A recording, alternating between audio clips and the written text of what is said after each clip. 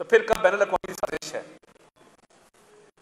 London में mayor का election था, पाकिस्तानी नजाद सादिक खान साहब खड़े थे और आप एक यहूदी ब्लैक स्मिथ गोल्ड स्मिथ हैं तो वैसे ब्लैक ही मगर आपने यहूदी गोल्ड स्मिथ की कैंपेन नहीं चलाई लंदन जाकर।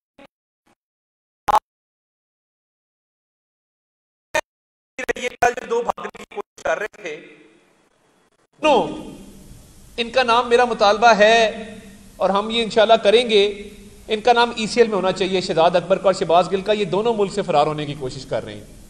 अदालत चले गए पहले दिन, अभी पहला दिन है अमेरिका ने, पहला दिन है हमारी हुकूमत का और इनकी हुकूमत अभी गई है। इक़्तिदार से दूरी बर्दाश्त नहीं हुई।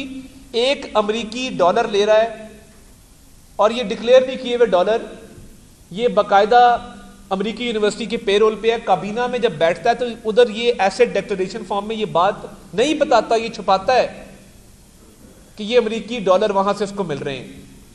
अमेरिकी यूनिवर्सिटी के पेरोल पे है। कल एक सहाफी ने पूछा कि कहो जो नारे लगाते हो अमेरिका का जो यार है गद्दार है, गद्दार है, लगाओ, भाग गया।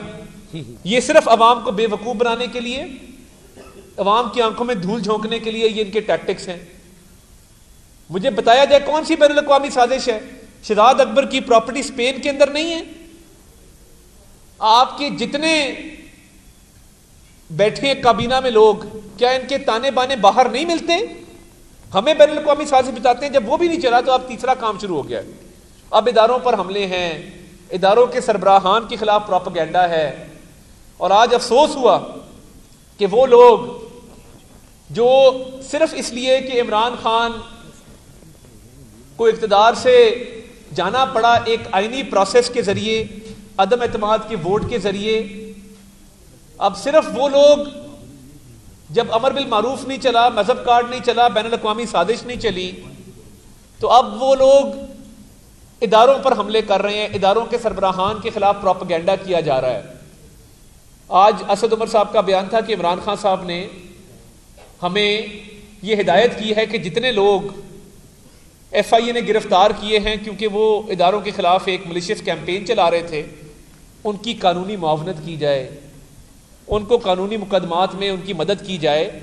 तो ये बात खुलकर सामने आ गई कि आपकी नाअहली, आपकी करप्शन और आपकी नालायकी जो 3.5 साल में आपने मुल्क को तबाही के धाने पर खड़ा कर दिया है, तो आपके पास जवाब कोई नहीं है, आपके पास दलील कोई नहीं बात करने को, तब आपने इदारों पर हमले शुरू कर दिए। और ये अब बात बिल्कुल क्लियर हो गई कि आप जब उनकी कानूनी मुआवनत करेंगे तो इसका मतलब है कि ये सब आपकी ईमा पर हो रहा था। ये हमारा अफसोसनाक है कि कभी आप मजहब कार्ड इस्तेमाल करते हैं, कभी बैनुल अक़वामी साजिश का नारा लगाते हैं, और जब कुछ नहीं मिलता तो अपनी करप्शन, नाअहली, नालायकी को छुपाने के लिए इदारों पर इल्ज़ाम धरते हैं। तो ये आपको शर्म आनी चाहिए। बहुत शुक्रिया।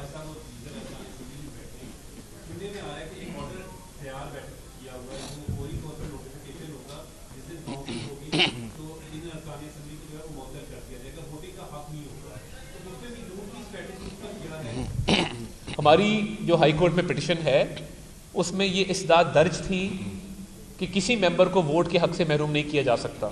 हमें उम्मीद है और हम ये तवक्को रखते हैं कि हाई कोर्ट जो है इस पर कोई मुनासिब फैसला देगी जिसके अंदर इन मेंबर्स को अपने वोट के हक से महरूम नहीं किया जाएगा और उनके वोट के हक को एक्सरसाइज करने के हवाले से उनको प्रोटेक्शन दी जाएगी।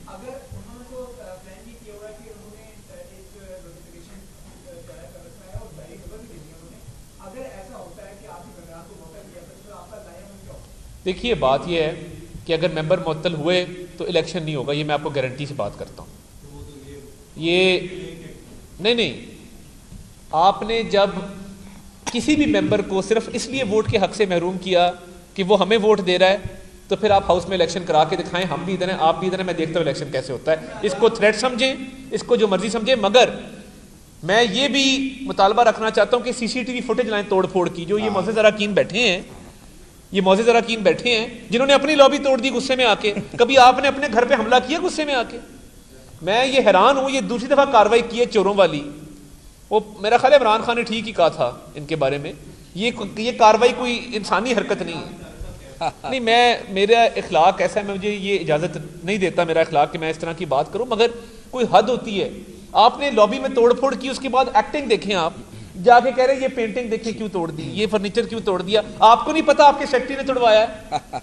मैं एक और दावा करता हूं, हमारे अरकान कुरान पाक पे हल्फ देने को तैयार हैं कि हमने ये तोड़ फोड़ नहीं की। परवेज इलाही साहब और उनका असेंबली का अमला कुरान पे हल्फ दे दे, हम सियासत छोड़ देंगे, इस इलेक्शन से दस्तबरदार हो जाएंगे।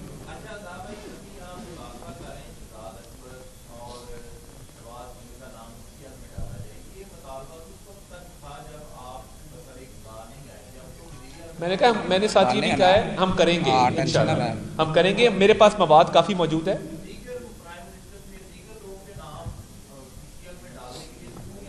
देखिए, जिन लोगों का नाम नो फ्लाई लिस्ट में आया था, आजम खान साहब हैं, साबका डीजी एंटी करप्शन गौहर नफीस साहब हैं, शहजाद अकबर साहब हैं, शहबाज गिल साहब हैं, उन तमाम लोगों के हवाले से हम बिल्कुल इनके नाम ECL में होने चाहिए।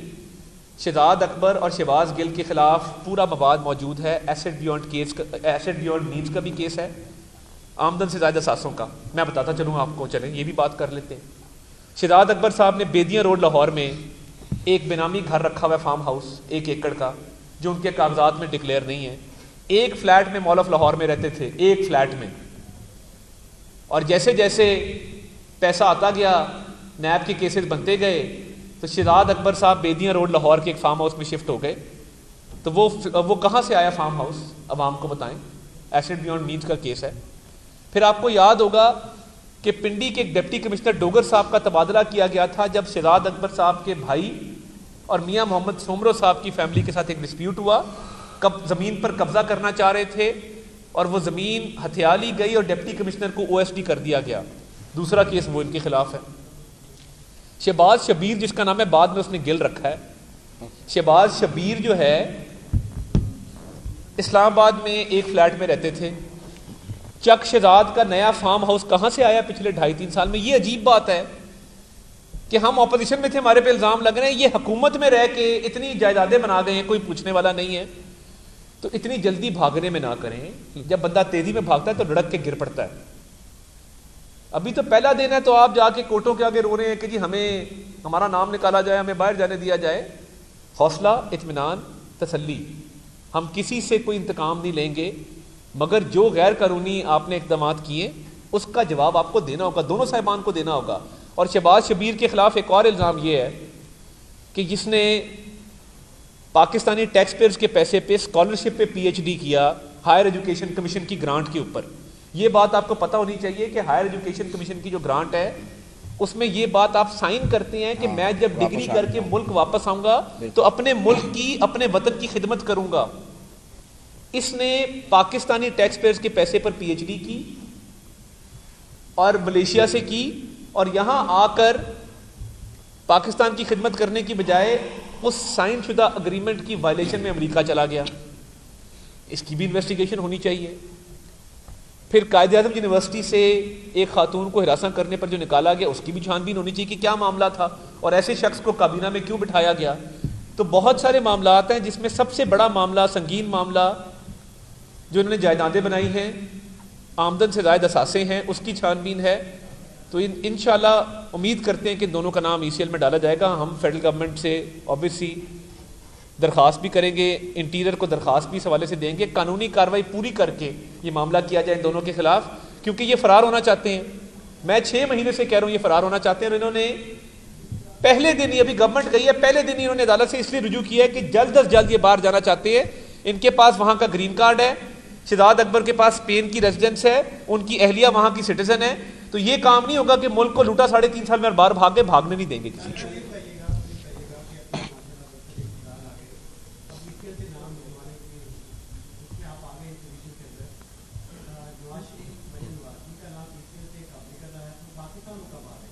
देखिए, उस हवाले से कल फेडरल गवर्नमेंट ने पासपोर्ट के इजरा के हवाले से हिदायत जारी की हैं, जैसी कोई मजीद मालूमात आएंगी आपको इसमें आगाह कर दें।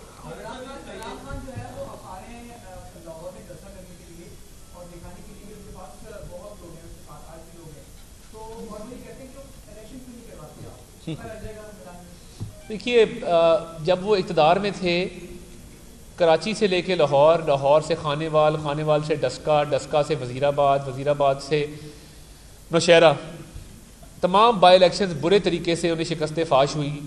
खैबर पख्तूनख्वा में लोकल गवर्नमेंट का इलेक्शन हारे। तो मैं ये समझता हूँ कि इतने बड़े बड़े दावे नहीं करने चाहिए। आप इलेक्शन में जब भी आएंगे अभी ज़रा हौसला करें, इक़्तिदार से दूरी आपको बर्दाश्त नहीं हो रही। आप ज़रा लोगों से पूछें कि जिन्होंने आपके आटा स्कैंडल की वजह से महंगा आटा ख़रीदा है, आप उन लोगों से पूछें कि जिन्होंने चीनी, आपके चीनी स्कैंडल की वजह से महंगी चीनी खरीदी है, आप उन लोगों से पूछें जिन्होंने महंगे बिजली और गैस के बिल दिए, जिन्होंने महंगा पेट्रोल डलवाया है।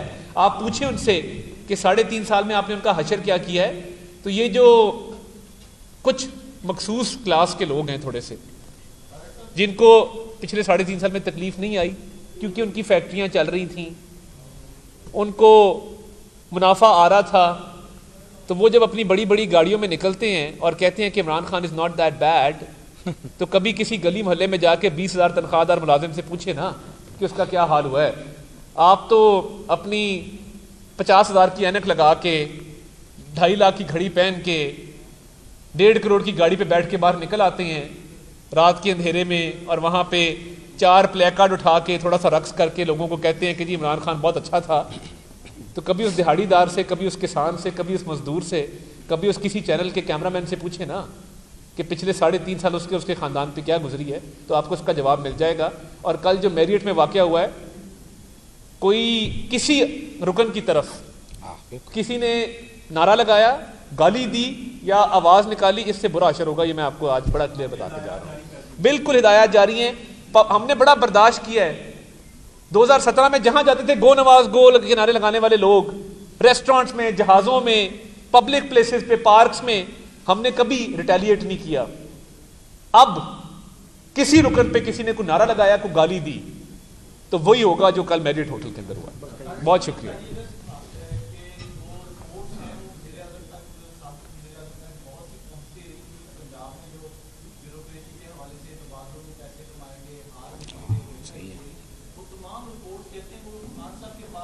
मौजूद है। अभी तक ये रिपोर्ट्स मौसूल नहीं हुई, मगर साबिक वज़ीर आज़म इमरान अहमद न्याज़ी साहब की रिपोर्ट्स पेश की गई थी। फ़रा बीबी के बारे में बताया गया था, उनकी करप्शन की कहानियाँ बताई गई थी।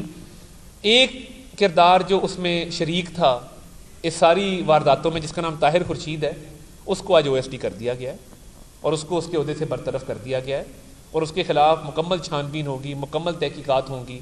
एक और अफसर FIA के डॉक्टर रिजवान, वो खुद छुट्टी लेकर रुखसत हो गए हैं।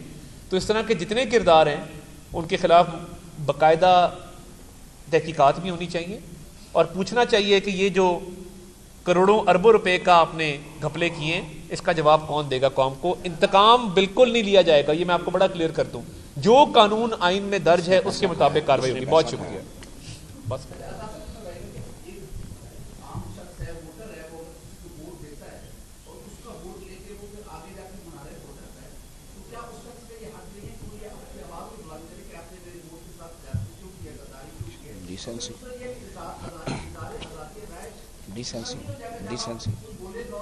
जब किसी की माँ या किसी की बहन पर बात की जाएगी तो मैं उससे तवक्को यही रखता हूँ कि वो वही करेगा जो एक गैरतमंद भाई नूर आलम खान ने किया था। पहली बात तो ये है।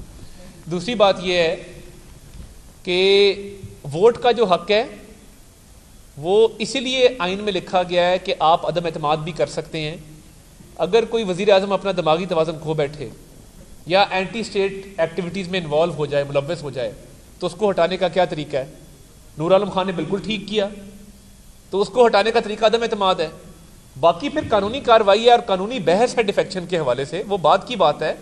मगर जब एक बंदे की ज़हनी कैफियत ही ठीक ना हो कि वो सुप्रीम कोर्ट के ऑर्डर को ना माने, वो कहे कि जी मैंने इक़्तिदार से चिमटे रहना है, तो फिर ऐसे शख्स का इलाज ऐसे ही होता है। बहुत शुक्रिया।